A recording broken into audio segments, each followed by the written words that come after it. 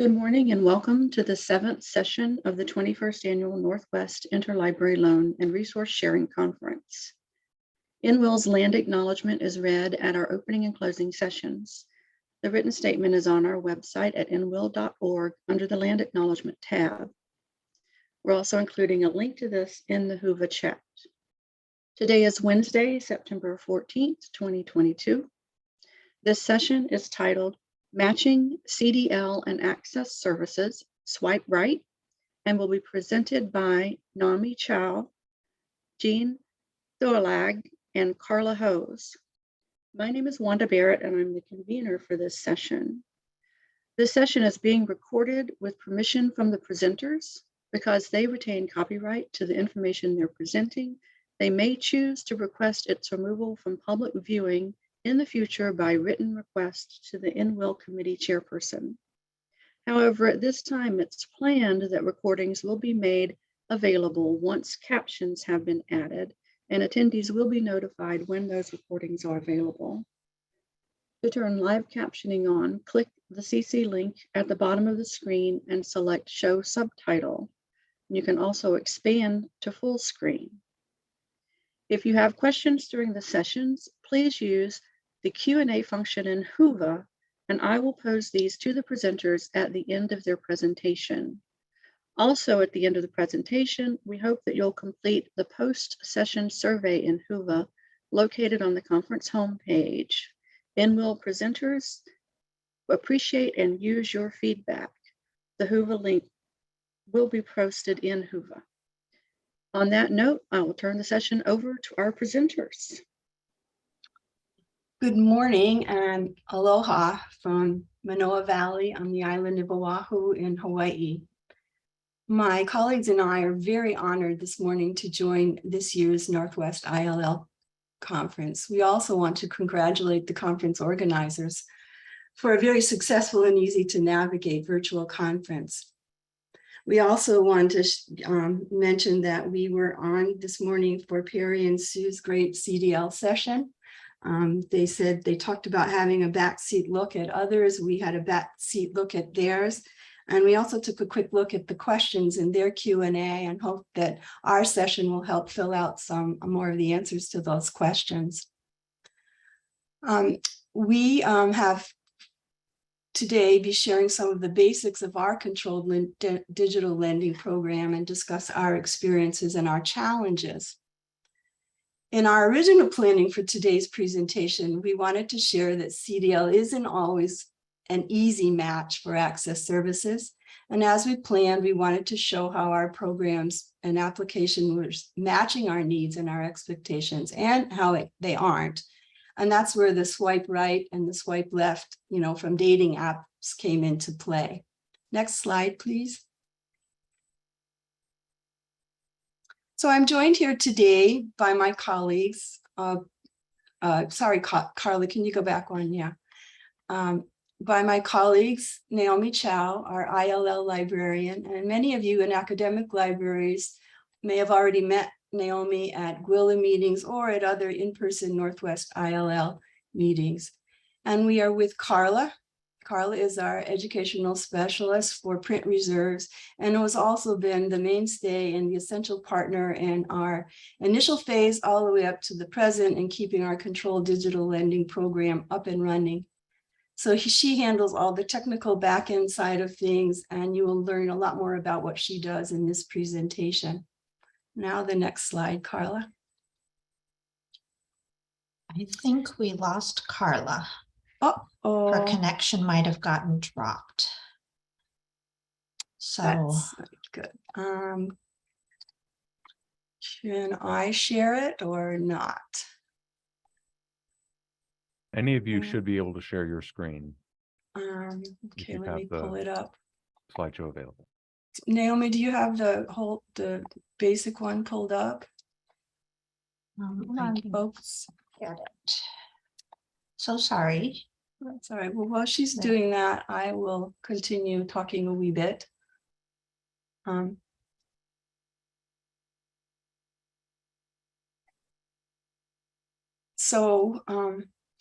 We had a lot of information and thoughts about what we wanted to share with you today, and our original slides were about 90 minutes long, so we honed it down and hoping to offer the benefits of our experiences and to help those of you who are already doing CDL at some level, and for those who are new to CDL and are just in the early phases of exploring or trying to implement.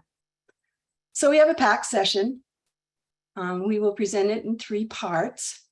The first part being an introduction, and then current matches, how we are matching with CDL program with a program called DLSG DSE. Then Naomi will talk to you about what we're doing with ILL using Occam's Reader. Then we'll switch into part B, and we'll talk a little bit about what we think would be an ideal character, or the characteristics for our ideal match or an eye to the future, what we'd like to see in applications and programs for both CDL and ILL. And then in part C, I'll talk just a little bit about those considerations about copyright, fair use, and risk taking. And then we'll try to leave a little bit of time for Q&A, but if that doesn't work, we will look at the questions later in Whova and respond, or feel free to contact us for sure. So to go on then and get through all of this 3 parts, let me turn it over to Naomi, who will start us off. Over to you, Naomi. Okay, good morning. Here's another overview slide about CDL in case you're not familiar with it. CDL is essentially the digital equivalent of traditional library lending brought into the 21st century. Just as libraries have lent out physical books, the CDL concept supports the digital lending of those physical books. CDL is grounded in the first sale doctrine in U.S. Copyright Code Section 109A. The same code that allows libraries to lend out physical books without legal repercussions. To learn about CDL, the legal framework, and more, please go to the website listed on this slide.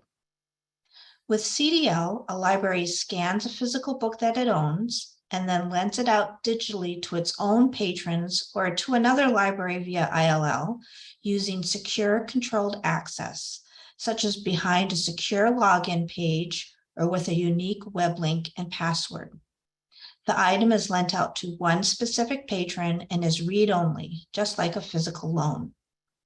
When the book's content is in use online, the physical item is not available for use by anyone else. The number of digital CDL loans corresponds to the number of physical copies that the library owns. And now back to Jean. Thank you, Naomi. So a little bit of background about University of Hawaii at Manoa and our library to understand how we built our CDL program for both course reserves and ILL. We are the flagship. Manoa is the flagship. We are WASC accredited, and we are a Tier 1 research institute. Our system includes University of Hawaii at Hilo, Maui College, and 6 community colleges spread across the islands of Hawaii. Back one, please. We have about 19,000 students. Our collection is very big, we feel. We, of course, during the pandemic, increased our number of ebooks. We have very notable collections in the area of Asia and East Asia, and of course, our world-known Hawaiian and Pacific Island collections. And we also have the personal papers of Congressman Daniel Inouye. So we're very proud of those. We also collaborate with 2 other UH libraries in addition to our system libraries, UH Richardson Law Library and the JABSOM Medical Library. JABSOM is the acronym for the John A. Burns School of Medicine, JABSOM. Our library system is ALMA, and we do about 300 titles per semester of mixed print and CDL. We have 2 staff and 1 dedicated student for the course reserves with help from other department students with scanning. ILL system, as you can see there, as ILL, Rapid, IDS Logic. We are a member of NWILL, the Greater Western Library Association, and IDS. Borrowing, we receive about 27,000 requests a year and we fill about 21,000. A lot of our requests are for materials that we don't let out of the library. So that's why the number drops from 27 to 21 often. Naomi can answer more questions about that. And ILL staff is 3 staff, 1 librarian, and 4 dedicated part-time students. Next slide, please. Carla, what happened to our timeline slide? Where is that? That should be. after. Okay, all right. So we decided that we would do CDL right now for course reserves, and we wanted to do it for ILL from the get-go. This has been a long process for us. We actually began with a false start back in 2017, 2018, 2019, even before the white paper. We were very interested to see how we could do this CDL for circulating our Hawaiian and Pacific items that do not leave the library. But at the time, our incumbent leaders were not supportive of the project due to finances, staffing, and the factor of risk-taking. So then we got a new librarian.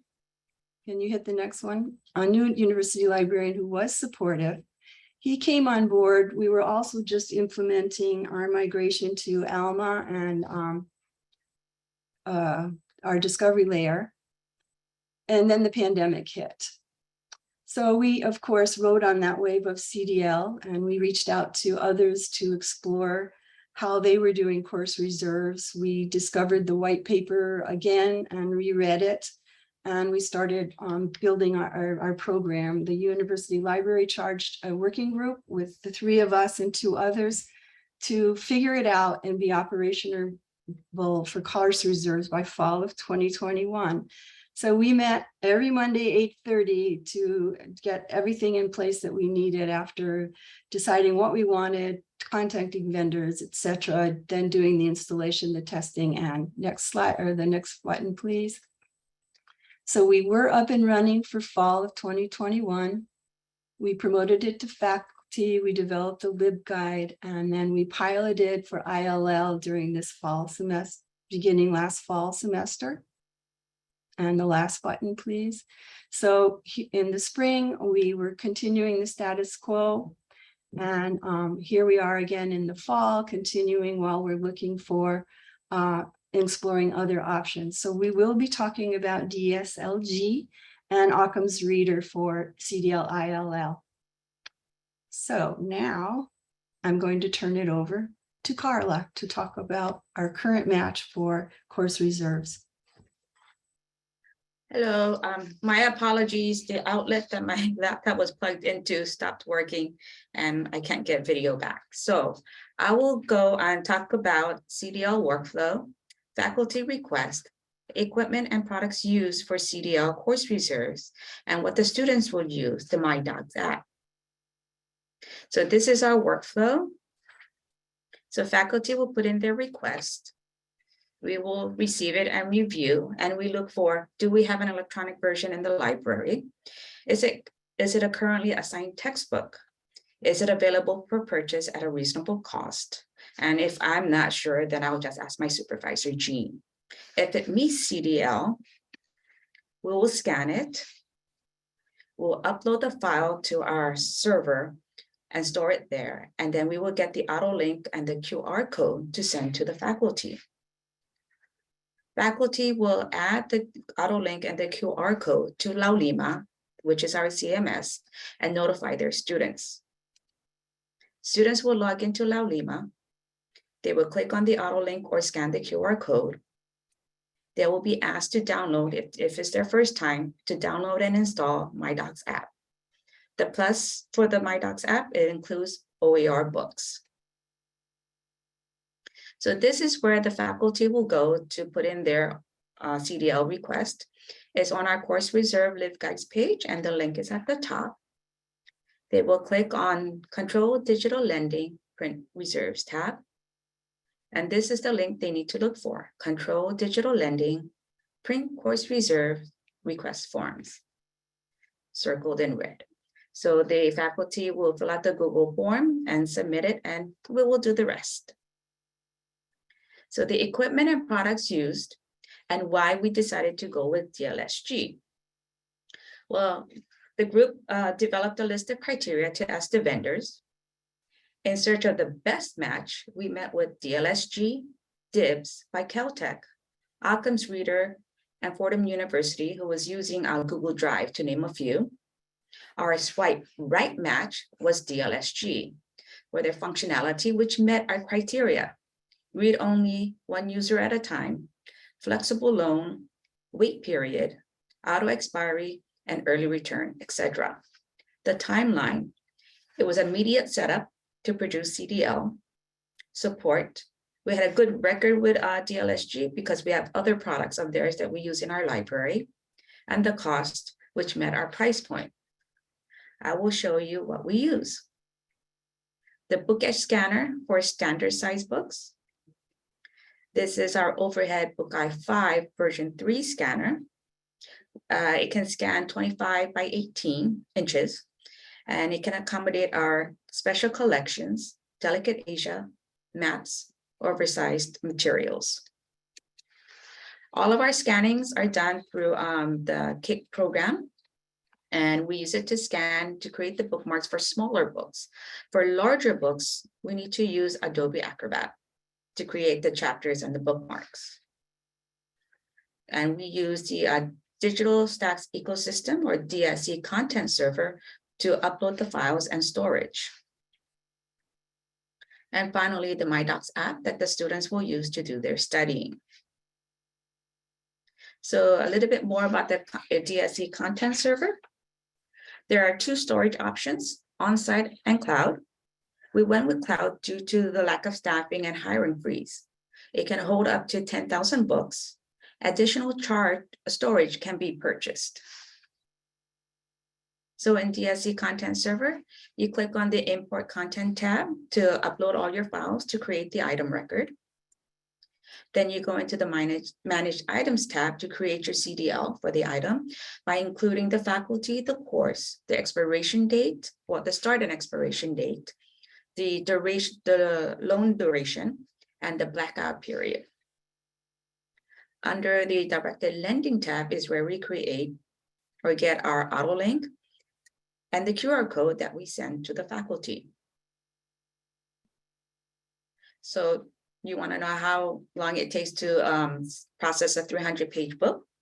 Well, if it's a perfect book that stays open, flat, with a decent amount of large margin, and it's not tightly bound in the center, scanning will take about 72 minutes. To upload will take about 7 minutes. So the minimum total time will be about 79 minutes. We have about 5 circulation students who does CDL scanning. And if you're pressed for times, ILL students will also help out. What do we do with a physical book? When it's on CDL, the book is sequestered in a secured room until the end of the semester or the date provided by the faculty. We change the item policy of the book to library use only, no holds, so it will not be available and it cannot be requestable. And then we check out the book to the CDL account. At the end of the semester, the CDL will automatically be deleted from the DSE content server at the end of day of the end date. We change the item policy back to the original, discharge the book, and reshelve it. So what the students would use, the MyDocs app. It's free to download and install, and it's available from these 3 app stores and can be used on multiple electronic devices. So after you download and install, you will click OK to select the chapter you wish to study. So you will see a list of bookmarks or chapters, and you click on the one you want to study. And then you click checkout and the title will start to download. So the book is not available. What do? You can be notified via email when the book becomes available. So this window will pop up. So you click yes. You enter your email address and click send. When the book is available, you will get an email saying so. Note, there is no wait list. This first come, first served. This is what the students will see in the MyDocs app. On the left side is the expiration date that will either automatically expire or you can return the item early. Here's your bookmarks and the chapters. Here's your the green circle with a yellow check for viewing, the downward arrow yet to be viewed, and the right side is where you would do your reading. Here's some notes. You can highlight. You can view selected highlights. There's no downloading, no printing, and no distributing. Future upgrades, annotation, and flashcards. And finally, libraries branding. We wanted our faculty and students to know that this app was legit. I hope this gives you some idea how CDL can be done using the DLSG products. Thank you. And back to you, Jean. Okay, thank you, Carla. I know that you will have questions, so put them in the Whova chat and our Q&A, and we will get to them later. Or jot them down and email us. So Carla described our match for course reserve. So now I'm going to ask Naomi to talk about our match for ILL lending, which was a little bit different. Go ahead, Naomi, share. Okay. Oh, thanks for the slide, Carla. As noted on the slide, there's also a specific ILL CDL statement available. We decided to offer ILL CDLs for items that would make the most impact for the requesting libraries and their patrons. As Jean mentioned, our library has several specialized collections where we may be the only library or one of a few to hold the titles. These items have been restricted to in-library use due to concerns about the physical items getting lost or damaged. So ILL usually cancels loan requests for books from these collections. CDL opens up access to titles that would otherwise require an expensive trip to Honolulu, which many would find to be a very nice idea, but is not feasible for everyone. We also decided to offer CDL access for general collection items to international library loan requests due to recent shipping challenges related to the pandemic. Next slide, please. Once our library's CDL working group chose the reserved CDL solution, we explored whether that software could also work for ILL. Our minimum criteria for an ILL CDL system includes an out-of-the-box system that requires little technical support, the ability to set variable loan lengths due to the variety of loan policies ranging from 1 week to 16 weeks, the ability to generate unique login credentials for each loan, simple software for our ILL staff to use, and an easy-to-use reader for the patron. Next slide, please. DLSG works well for our CDL course reserves. Although not set up for ILL, we wanted to see whether it could also be adapted for ILL lending. On the slide, the yellow highlighted points show features that meet our ILL minimum criteria. The pink highlighted points show features that did not meet this criteria. We also list other good features marked with the blue plus signs and drawbacks with red minus signs. Overall, the program was not a good match for ILL. With regard to the app viewer, we felt that the added layer would not work well for the majority of our loan requests from academic libraries, as they mainly use web viewers for ebooks. We also did not want to troubleshoot the app for hardware or software issues. Next slide, please. The second program that we tested is Occam's Reader, which is licensed by Texas Tech University. Our library already had the program through our membership in the NWILL Resource Sharing Consortium. More information about Occam's Reader can be found at the website listed on the slide.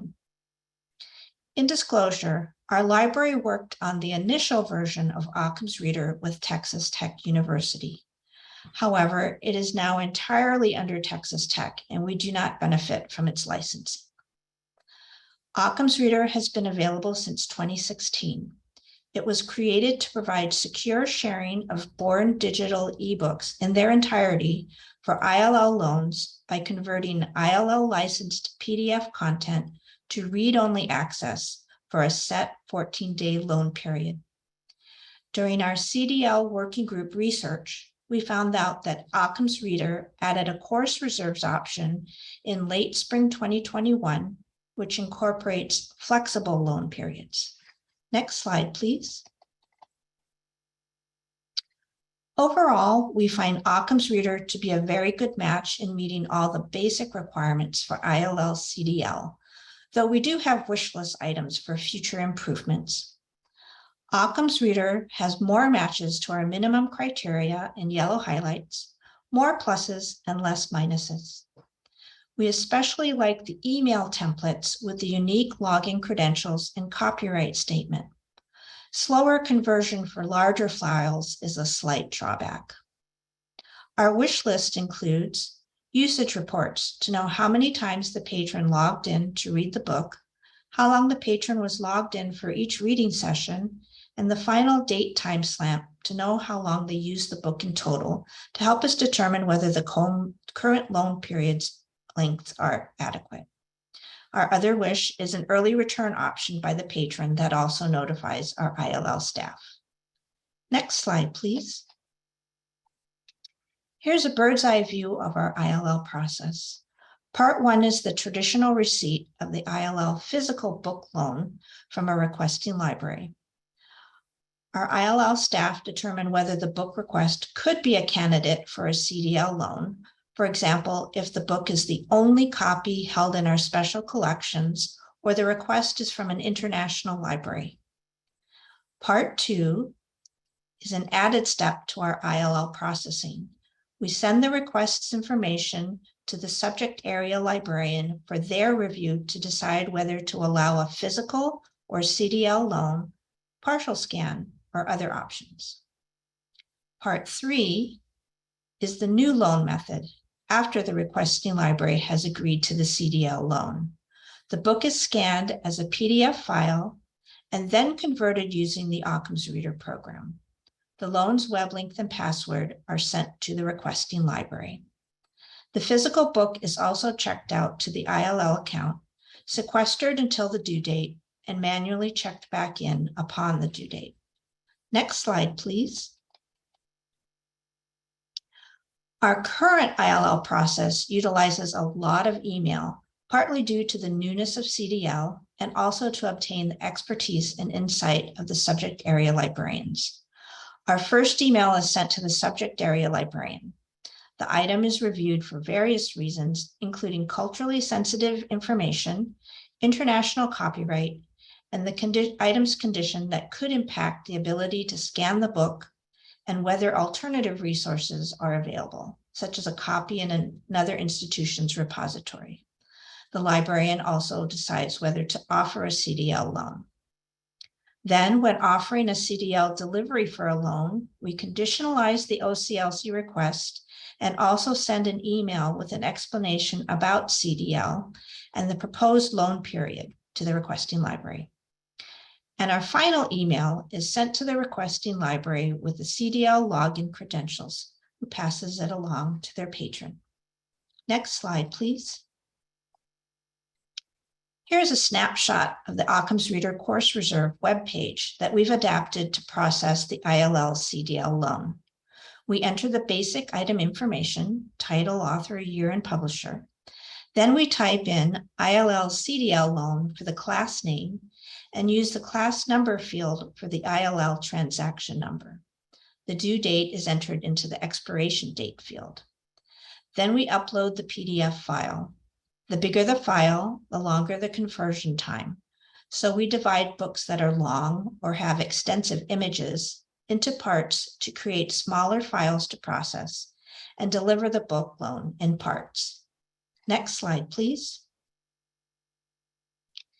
Here's a sample email that is sent to the requesting library. We copy the text, edit the reserves wording for ILL use, and then email it to the requesting library. To complete the OCLC request, The loan request is changed into a copy request on both the requesting library's end and our side. We then fill the copy request with a PDF that refers the patron to their library for access detail. After CDL becomes more familiar to libraries and patrons, we anticipate sending the login information embedded into the PDF directly and eliminate that email step. Next slide, please. Here is what the patron sees with the Occam's Reader read-only viewer. It is web-based with simple navigation buttons. There are no options for downloading or printing, and the pages are images rather than PDFs. The loan can be viewed as many times as the patron needs until the due date, when the login is automatically disabled. As of September 7th, we have provided 139 CDL ILL loans using Occam's Reader, which we started in the fall of 2021, which averages to about 2 CDL loans per week. 18 loans are currently on active loan. Next slide, please. The next few slides will cover ideas about where we think CDL processing and workflow can be strengthened, plus our big dream scenario for our perfect match. Next slide, please. And pardon me while I take a sip. With any new system or process, there is a lot to shake out and develop. There are 3 interrelated themes to building and strengthening CDL systems. The first is to establish a common understanding for CDL with best practices for technical infrastructure as well as workflow processing. The second is to create a new workflow to fit the new delivery model. Though a CDL loan shares some characteristics of a physical loan, it also has some features of online delivery. The third theme proposes flexible ways to create software solutions to address processing the efficiency and to develop new features with expanded functions. In the next few slides, I'll elaborate more on each theme. Next slide, please. With CDL systems and procedures in their infancy, the National Information Standards Organization CDL Working Group was formed in 2021. Standards that are created by the working group will hopefully become the building blocks for creating systems and processes by 1, establishing minimum required features when building a system. 2, establishing baseline workflows so that libraries and patrons know what can be expected with a CDL loan. And 3, making it easier to build the CDL software and features. Next slide, please. This slide is more ILL based. It might be that ILL systems need a third ILL request type for ebook loans, including CDLs, as pointed out by the OCLC enhancement request submitted by Amy Chu at the University of Tennessee.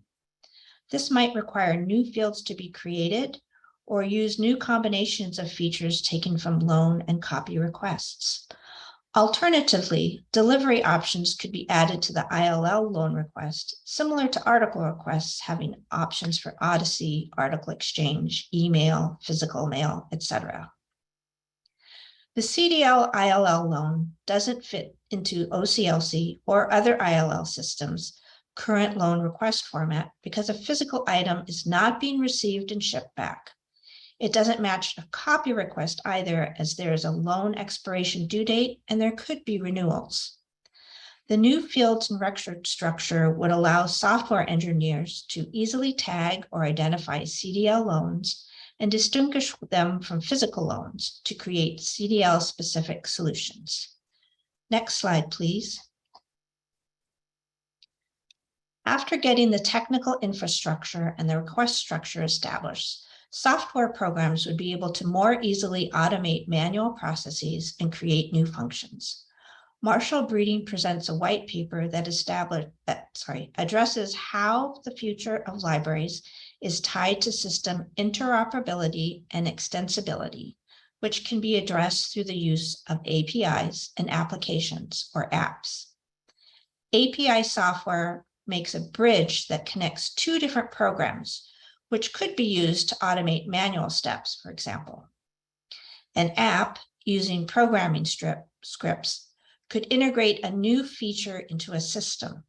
Examples include automatic posting of login credentials, auto checkout, auto renewals, and early returns. More examples are listed on the slide. Next slide, please. And our future dreaming slide. For the future dreaming, the library's LMS, also known as ILS, is the central hub for CDL loans, which would parallel the functions available for the management of physical ILL loan requests and course reserves. Alternatively, this could also be done with the CDL system using APIs and apps to communicate with the LMS. And it looks like Alma and Leganto are already working on this for course reserves for integration into the LMS. Please note, our idea may differ from your own library's idea of a dream scenario. Okay, first, we'd ideally like to build access to the CDL loan through the LMS print book record. Second, use the LMS to centralize the management of the CDL loan, whether for a checkout to a local patron, placement on reserves, or for an ILL loan. Third, create policies and rules to manage the CDL loan, such as for determining loan periods and renewals for a local patron, for course reserves, and for ILL loans, extending to unmediated court consortia ILL lending. I'm sure you have your own thoughts and visions, which we would love to hear about during our question and answer period or via email. And now over to Jean for some words of wisdom regarding setting up CDL in your own library. Thank you, Naomi. So we thought we'll just take a few minutes, and I know we're running a little behind schedule, but of course, in CDL and a lot of the work that we do in ILL, fair use, copyright, and risk-taking are a common theme and go hand in hand in all the work that we do. So I just share a few things about that in these next couple of slides, and I'll kind of rush through them so to give time for Q&A. So please feel free to get back to us on any questions, etc.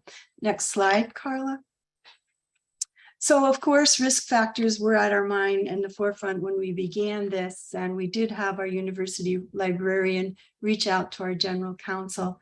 And if you were in this morning's session, she kept repeating, keep people on board, your legal counsel and risk awareness factors. So our general counsel reached out to Harvard, and we think that it was Kyle Courtney, and our OGC then advised us to take a low risk approach for CDL with no current textbooks currently being adopted.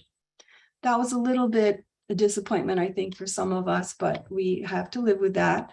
And so we shared this low risk approach with our staff, with the librarians here, and with faculty to build awareness of the risk factors and the limitations while also gathering support for CDL. The next slide.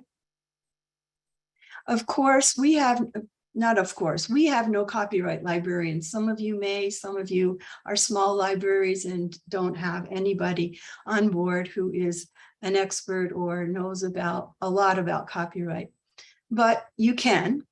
And we have learned to live with 4 factors. I always call it the 4 factors always on our mind. And that's the 4 factors of fair use to look at, to make decisions about whether something is fair use. So if you don't know what these are, you've got homework, and I'm not going to take time now to explain them. And Carla and I talk about these 4 factors every day in making decisions. Naomi also. And some of you may know that CON2, which has been sort of the guidelines for copying, copyright, and fair use, was 10% or the rule of 5. But there's a lot of discussion now on leaving CON2 and going in a fair use model, but that's a whole nother session. And of course, number 4 is highlighted here because I think that's why our general counsel mostly said, don't touch textbooks and current textbooks. And the next slide. So what do we suggest if there's no copyright librarian? Well, we both mentioned in the earlier session today, the CDL white papers for course reserves and ILL. There's a typo there that should be for course reserves and ILL. I don't know how many times we've read them but they've been so helpful and underpinning all our efforts and being able to share them. We shared that all over the place so we could build a common understanding. You'll need to do that with your supervisors, whoever you have to involve in this. And of course, enhance your own knowledge and confidence with copyright and fair use by joining workshops and trainings and networks. And we have been doing that since 2018. These are some of the things we did. We also made sure we understood copyright and fair use with media. The Miami University of Ohio's copyright conference is ongoing this week as well. It's very useful. Carla Myers is the lead on that, and she has a new book coming out or is out. It's copyright and course reserves. And we appreciate Carla because she explains these things in language that I can understand. So I'm hoping that everyone else will take advantage of that resource. The CDL implementers group, of course, has been instrumental in helping us. And we keep our eye on what's happening with the Internet Archive's legal developments in CDL through their blog. Next slide, please. So we recommend that you become CDL copyright and fair use savvy, as we say. We know we're not experts, but as Kyle, if you listen to Kyle Courtney's session the other day and in the Miami conference this week, he talks about the copyright first responders in building the hub and then the spokes. So we're trying to be a spoke for us here in Hawaii and helping others as well. So we encourage you, and take a look at this page when you have time. The next slide, please. Okay, really quick, we also realized in discussions with faculty of why can't we do this? We had a lot of interest from faculty and other librarians in our system about how do we make these fair use decisions? What can and can't we do? So we teamed with our faculty development office and a couple of the librarians at the law library and our own in-house expertise to produce 4 sessions, an hour and a half each. So we delivered last February for an hour and a half each of those 4 Fridays. And we were very pleased to have well attended. And we just were in recent discussions to run a second round because the questions still keep coming in that idea of Kyle Courtney's, the hub and the spokes. So next slide, please. Oh, and just one back, you don't have to go back to the slide, but we also use that workshop as a way to promote our CDL in that 3rd session.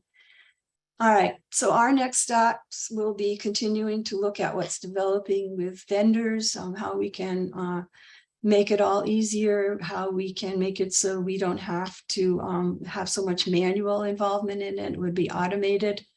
And we're following Occam's Reader, Ex Libris, OCLC, eReserves, an Australian product, and California's DIBS. And we haven't been following the Fordham, so I was interested to hear if they're doing more or develop new things in the Google app, which may be a useful thing for small libraries. Then the next slide's Carla. Carla's going to summarize, and that's going to leave us actually no time for questions, but we are sorry for that. And take it away, Carla. So in summary, choose a CDL platform that works for you. Get all involved on board with legal issues, at-risk factors with CDL.